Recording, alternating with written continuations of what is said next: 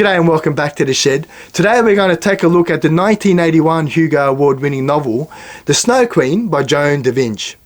I love this cover art. It just says so much about the late 70s, doesn't it? Anyway, I would like to provide a spoiler-free plot overview. I'll talk to what I liked and what I didn't like in this one. I'll make some recommendations based on similar novels that we ranked on the board. And when it comes to the memory test, I guess I've got a bit of a confession to make. In the past, I may have boasted, I guess, as to having read all the Hugo and Nebula award-winning novels, but Joan D. Vinge somehow slipped through the cracks, and I didn't get around to actually reading this when I first read all the Hugo and Nebula awards. I put it down to, in my mind, having Vinge having won 3 Hugos and all Nebulas, and somewhere I must have ticked the box and not realised that actually Joan D. Vinge also won a Hugo Award. But I will still make some comments as to how I think this one will stand up to the test of time. So when it comes to the plot, this is an interesting one. It largely takes place on this oceanic world of Tiamat. And Tiamat's an interesting world because it's surrounded by these 3 different stars and a close by wormhole that is used for intergalactic travel. So Tiamat is pretty much off-grid when this wormhole is not available. And it has a 150-year life cycle, which corresponds to the reign that the Snow Queens or Winter Queens have on the planet. And we'll come back to that. So we learned that this 3rd star in the system is causing the wormhole to become unstable, and it also caused the end to Arianrhod's reign as queen of this planet. Now you may be asking yourself, how does a queen live for 150 years? And that's rather interesting because it all comes down to these mers, these ocean creatures referred to as mers, that are being literally slaughtered for their blood because it contains some kind of enzyme, it contains something at least that allows the aging process to be halted, and these queens and wealthy off-worlders have the potential to live forever indefinitely. We are then introduced to the sole remaining clone in this person called Moon Dawntreader. And Moon and her cousin, who she's deeply in love with, are going through this ritual, this test of sorts, because they want to become Sibyls. And these Sibyls are individuals that live on this planet that have got some kind of link to the mother of the sea, this entity that is worshipped on the planet, that when asked a question, they go into this trance-like state and answer basically truthfully any question that is asked of them. They're sort of revered through the kingdom. So they're going through this test, but it doesn't all go quite as planned. And Moon Dawntreader and her cousin Sparks have a fallout that sees Moon sort of fall into the hands of these smugglers and taken off world, which is normally a one-way trip for these Tiamats, because they can't come back to the planet once they've left the world, for all these rather interesting and conspiracy theories that are abounding. We are later introduced to this police commissioner in a person called Jerusha and the sidekick in this guy called BZ Gun Halen, and they sort of uncover this web of conceit, of power, conspiracy and exploitation that makes for a very interesting plot and wonderful characters to this one. So what is there to like in The Snow Queen by Joan D. Vinge? Look, I have no hesitation in ranking this one among some of the best character-driven novels that we've covered to date on the board. The likes of Lois McMaster Bujold, the likes of Connie Willis, the likes of Ursula Le Guin, how could I forget? Right, I think it's that well. The characters are so interesting that I think it is no stretch of the imagination, for me at least, to rank Joan D. Vinge amongst those great novelists. I think there's something about these female science fiction writers that write really interesting characters. And what I liked in particular with The Snow Queen is that the characters were flawed individuals, right? There was never clear black and white, this is the good guy, this is the bad guy. They were just, even in the most deepest of lows, there was still something that you could relate to in these characters that were never black and white. And I've always enjoyed that. I mentioned several times now on this channel, I like that in my characters. I like to see characters that we can get emotionally invested in one way or the other, because they're really the bad guy or they're really the good guy, or there's just somewhere in between. And I thought that this novel had characters that ticked all those boxes, from human to inhuman characters, like these robotic creatures that played their part in the whole plot as well, which I found rather interesting as well. So yeah, I really enjoyed the characters in this one. The other thing I really enjoyed was the world building. You know, the hint of this galactic empire, this once powerful galactic empire falling from grace, falling from the peak of technological prowess down to this remnant of 8 worlds, this hegemony. So I really thought it was really good, galactic empire building that echoed some of the stuff that we see in June, and I really enjoyed that. Also the Mers, I guess, were echoed in some ways to what we found with the sandworms of June. So I really did like that galactic empire, but Joan did a great job, I think, of bringing it down to the micro level as well, into the world itself. So I really like the political structure of this world. I like the concept of, the traditionalists versus these technologically advanced sects in what we find in winter and summer. Really interesting social makeup. I like the way that we're still holding on to tradition, but somehow still trying to make these advancements in technology, and could that fine balance be found in this world? So I did like that as well. I did really enjoy the world building. So what is there not to like in The Snow Queen by Joan D? And for me, it would probably have to come to some inconsistencies that I saw in the plot, which I'm probably attributing to some poor editing. The reason for that is I'll illustrate in 2 points. The first one is that these Sibyls, when we first introduced to them, they wear this necklace of sorts that, you can instantly recognize as a Sibyl and someone that you have to pay respect to, right? But later on in the novel, it becomes this rather elaborate tattoo. And I'm not quite sure why the switch had to be made. I was never quite sure, did I have both, or is it somehow changing as you get older, or what? I just didn't quite understand that. The other time it happened was when Moon made it off planet and was going to be a one-way trip. She was never going to be able to come back because this wormhole was unstable. Only to learn through some, Deus Ex Machina technique, all she had to do was add a couple of magic stabilizers on a starship to be able to travel back and forth.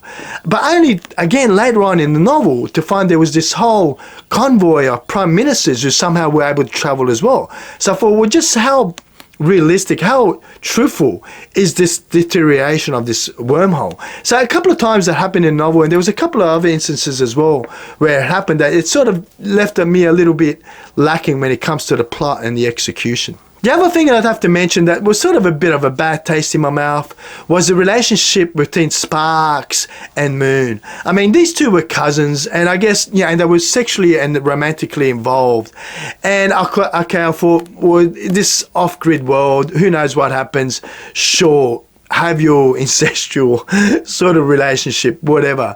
But what sort of made it even worse for me was that they were also raised as siblings, as brother and sister. So I don't know, I didn't quite understand why it had to be that way.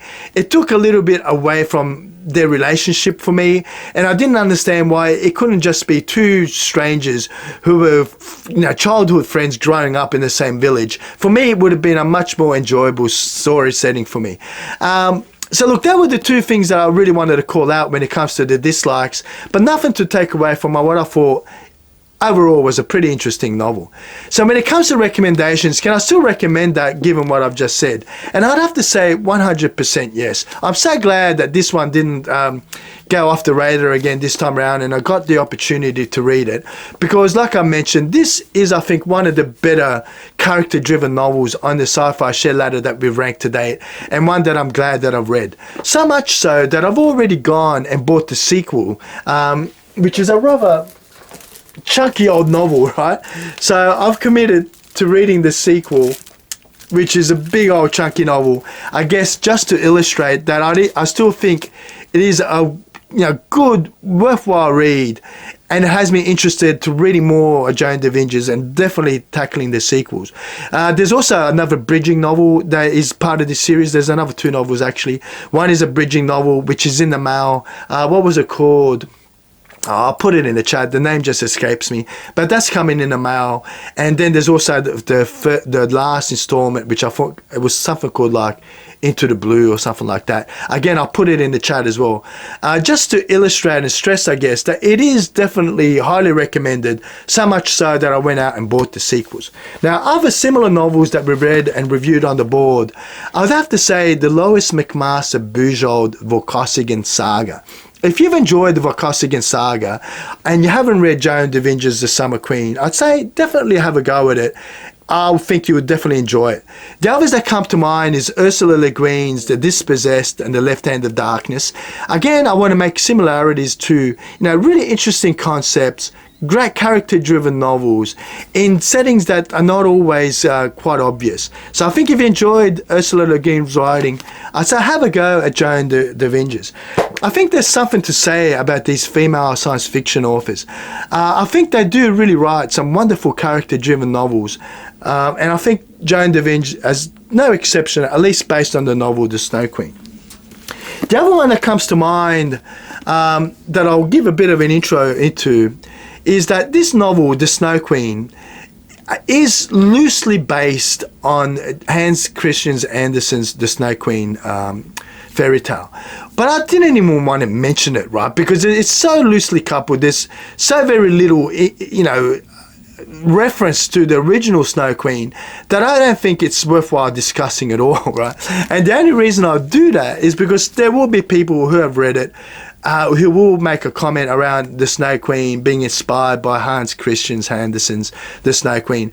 But I think they're so far removed that it's not worth mentioning, apart from the fact that if you've enjoyed novels like Catherine Assaro's The Quantum Rose, which again was loosely based on the fairy tale, the Beauty and the Beast, again so loosely coupled that there's so little of the Beauty and the Beast in this.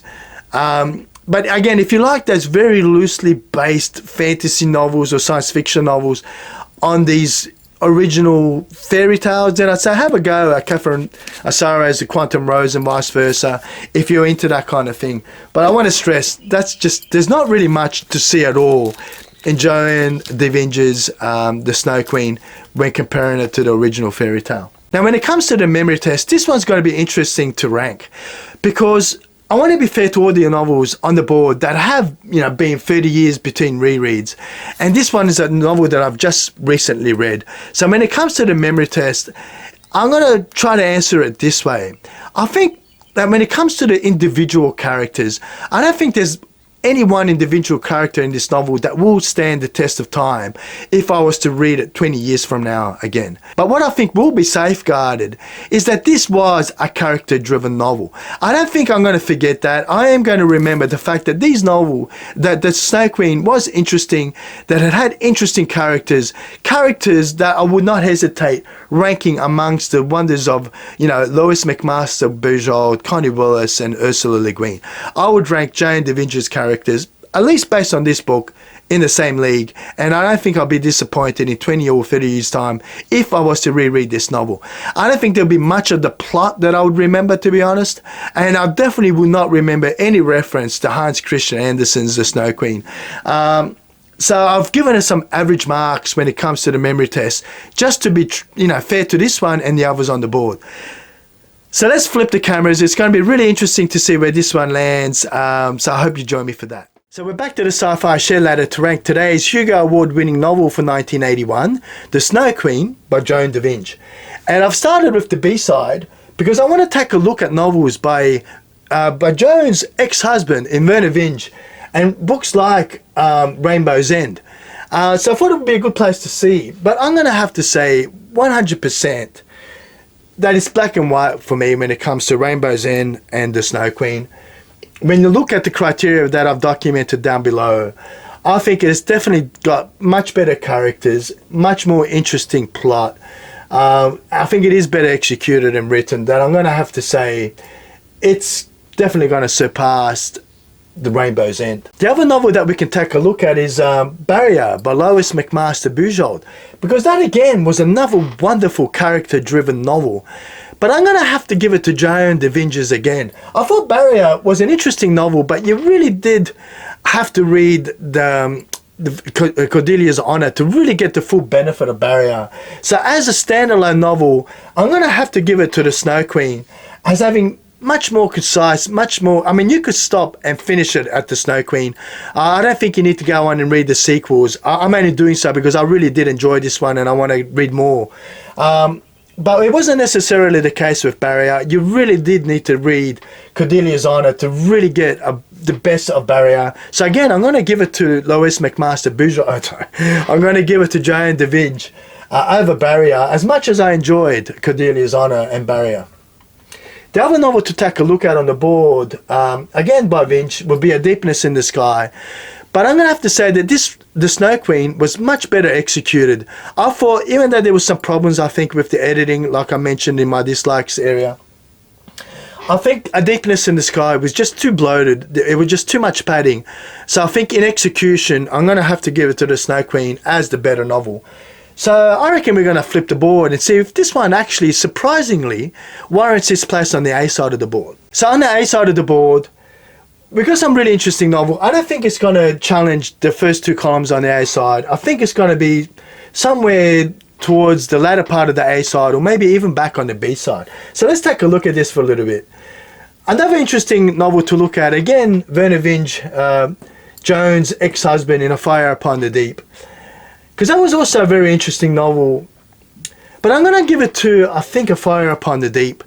Even though it did still suffer from some of that bloatness that I talked about, I think some of the science fiction themes in A Fire Upon the Deep I really enjoyed, and I'm going to give it to Vernor Vinge on this one, because we didn't see some of the inconsistencies that sort of irked me in The Snow Queen. So I'm going to give it to Fire Upon the Deep. But then we've got other wonderful character-driven novels like To Say Nothing of the Dog and Flowers for Algernon. And in many ways, the wonderfully written novel of Jonathan Strange and Mr. Norrell, and the really interesting characters in there as well. We're definitely seeing a theme when it comes to the Sci-Fi Shed. And something I've learned about myself is that I do seem to be enjoying these character-driven novels, which I guess is not really unsurprising. But I